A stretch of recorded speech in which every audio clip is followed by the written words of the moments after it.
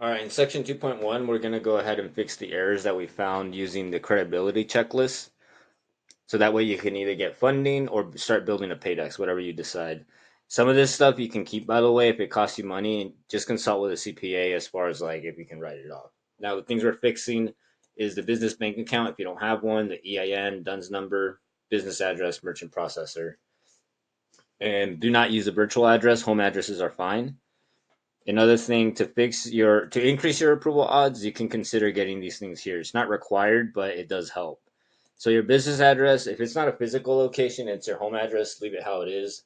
The virtual address is fine. If it's a brick and mortar, like with the lease agreement, then you can use that address, right? But the key thing is to not use virtual. So your articles of organization, to update that, you need to file an amendment usually, and you just need to Google this, right? And you put in the state that you're have your business registered in, okay? If it's a corporation, you just type in corporation, right? Your CPA can also do this for you or walk you through the actual process. And again, just don't use virtual.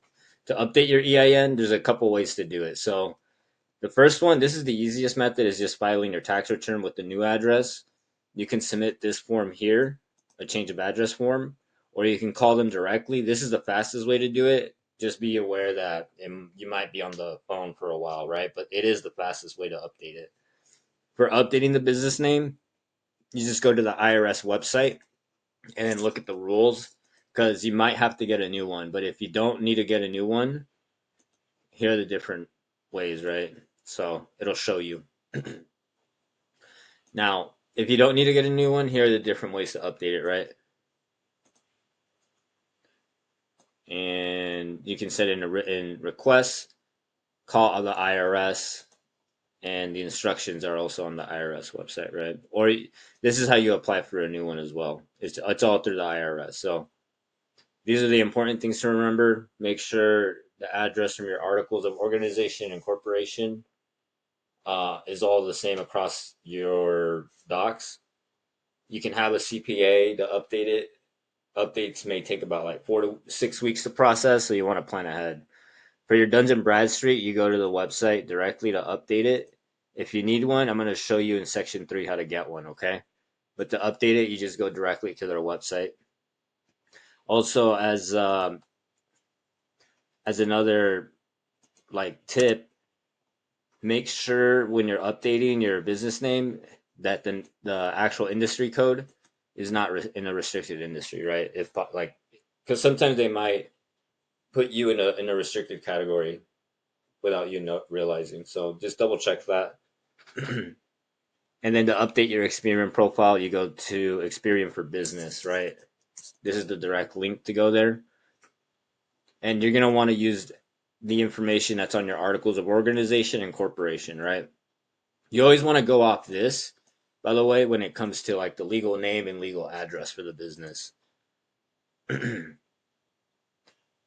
So, and you just go through the business search here to find your company, okay? To get a merchant processor, there's a few these. Oh, this is actually optional. It just depends on the type of funding. You should have one, right? But it's not going to make or break you when it comes to like funding. A lot of times they don't verify that. But if you need one, these are the different options. There's the third party processors through Stripe, PayPal, Square, and QuickBooks. And then the traditional merchant accounts through B of A, Wells Fargo, right? Generally, you need to apply for these traditional accounts, right? If you're not sure what to get, normally I usually just recommend this. This is the easiest, fastest way to do it. And then as you start making money, you can start looking at the different pricing, right?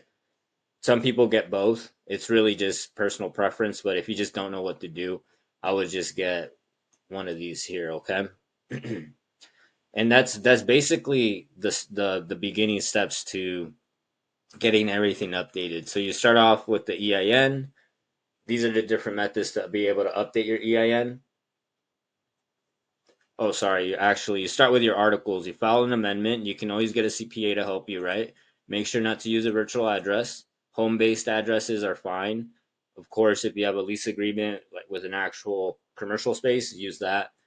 Updating your EIN, you can do a tax return, the IRS form, or you can call them directly. Sorry, the change of address. And the business name, you need to check the rules first. If you need a new one, you can get one directly through the IRS. If not, here are the steps to go ahead and change the name of the business on the EIN, okay? And then for the DUNS number, here's the website. Section 3, I show you how to get one. And you go Experience for Business to also update your company information, all right? So in the next video, I'll show you how to finalize everything.